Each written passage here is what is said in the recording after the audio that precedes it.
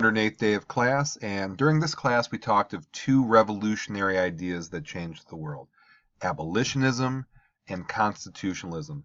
Now, abolitionism is a bit of a carryover from yesterday's class about Haiti and the other slave revolts, because abolitionism means ending slavery. And if you look at these two maps, you can see where in the world slavery existed and when it was abolished. And you can see during this timeline there was a lot of abolitionism during this age of revolution. And here in the Caribbean, same sort of thing. So this age of revolutions, people fought against slavery, people rose up against slavery, and people realized that slavery is an institution they did not want as part of their country. However, it's still a problem. Unfortunately, in modern times, it's still a problem. And modern slavery includes sexual exploitation, forced labor, criminal exploitation, domestic servitude, and you can see where in the world it is a problem. So, although abolitionism did abolish slavery in many places in the world, it still exists in modern times. That's a problem I hope we can remedy. So, that's abolitionism. Now, in terms of constitutionalism, I'm going to lump it with two other ideas: democracy, republicanism, and constitutionalism, the winning combination. These are three things that put together create good government and good situations for the people that live in these sorts of things. And people realized that, and they revolted to get these. So let me compare these three to 6 other forms of government. And these 6 are I called them the alternatives in class: empire, feudalism, dictatorships, oligarchies, theocracies, and communism. And I got to be honest with you, I would rather live like this than live like this. And I'll explain to you why. Empire.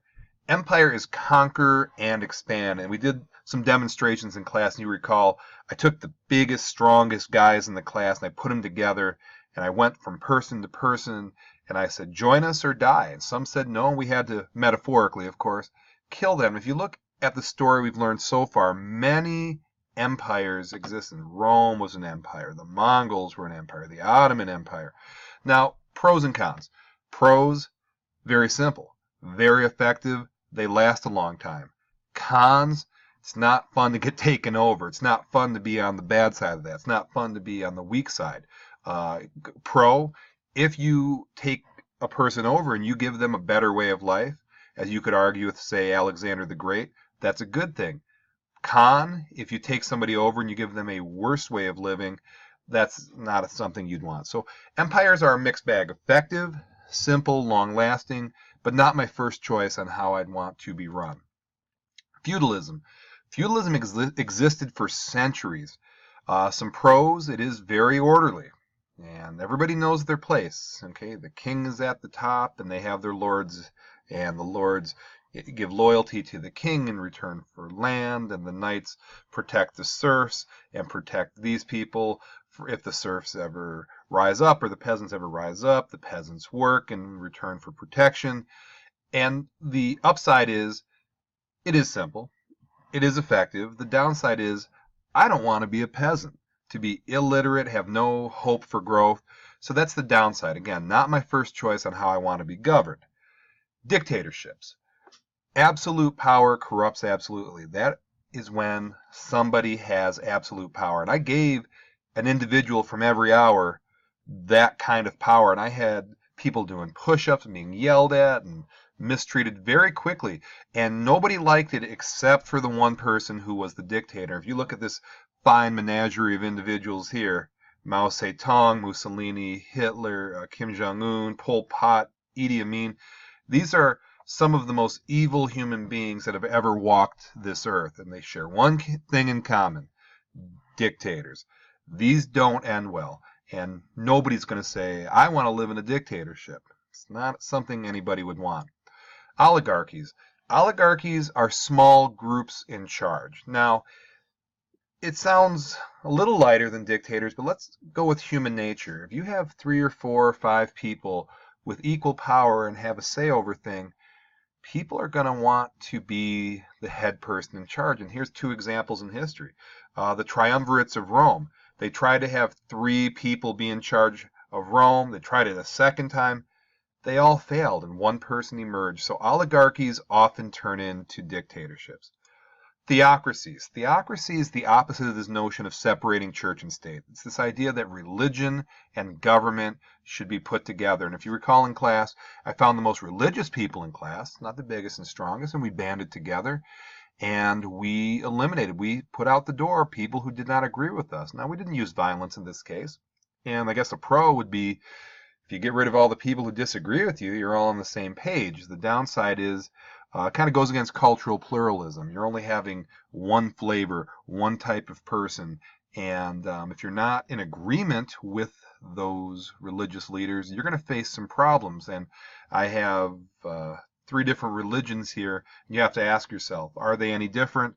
And that's a theocracy, not my first choice. And communism. In theory, it sounds nice. Communism is probably best used for cupcakes when it was your birthday. That's about it. So I started it by saying, hey, everybody gets the same, and I think you are all the same, and I don't care if you are good student, medium student, poor student, black, white, tall, short, male, female. I don't care. We're all the same. And at first you were saying, wow, that's fantastic. Thanks. Equality. And then I went I went around the room with pencils, and I said, take out all of your pencils, put them on the desk.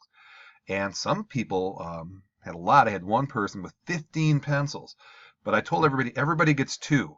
Now, some students had 0. They had nothing, but they got 2. Some had 1. I gave them 1. Some had 2. I did nothing.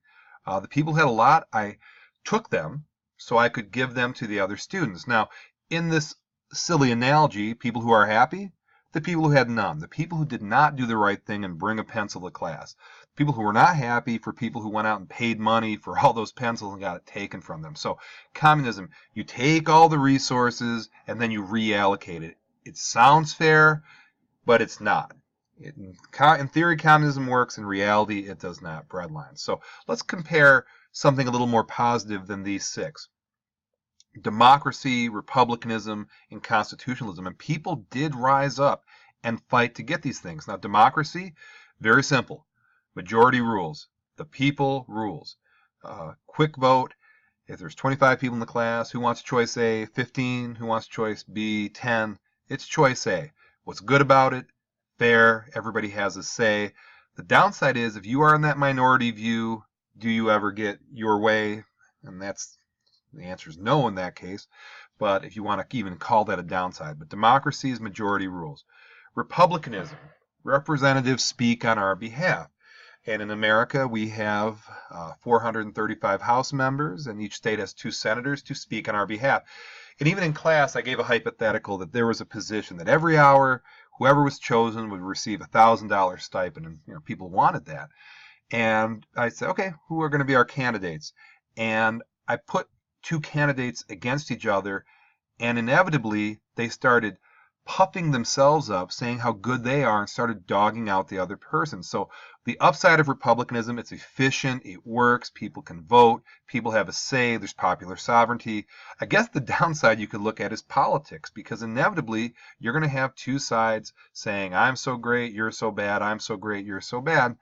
And that's the nature of the beast in republicanism. Now, in terms of constitutionalism, it's a beautiful idea that people agree and vote upon a document. And on this document, the rights and rules that apply to you are known to you, and they apply to all people. And if you need to add something, you can add something. If you need to take something away, you take it away.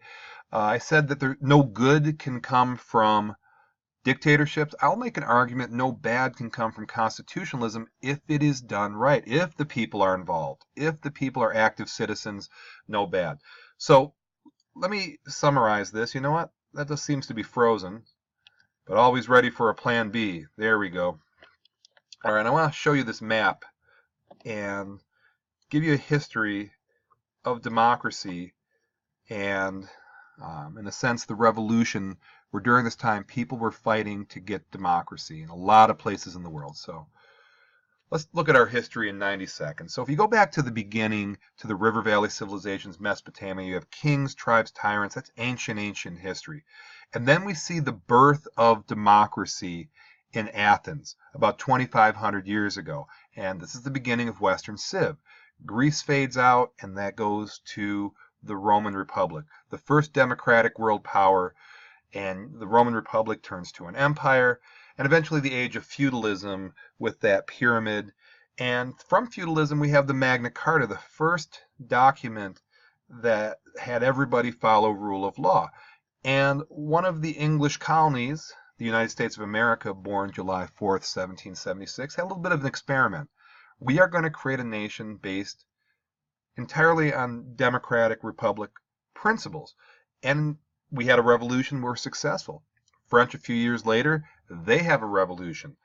They are successful as well. So we have this mix of democratic France, feudal Europe. And then we have this age of nationalism. We went over this a lot, how a country becomes a modern nation. This happens.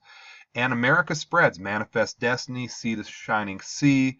And this experiment in democratic republic rule is a success, and people emulate that. They copy it, and you can see this democracy spreading. People fighting revolutions to get this democracy.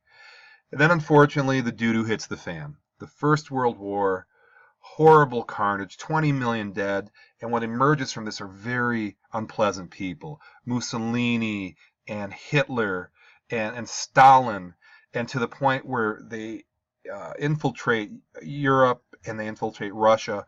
Fortunately, the Allies win World War II. Europe goes back to being democratic. And then we have 45 years of the Cold War. I was born into this, where the world was split in two between the democratic world and the communist world. And then in the late 80s, early 90s, we see communism fading out and the further spread of democracy. And why is that? Democracy, constitutionalism, republicanism, these are the best ways to live. And when you see other people living well using those, you want it yourself.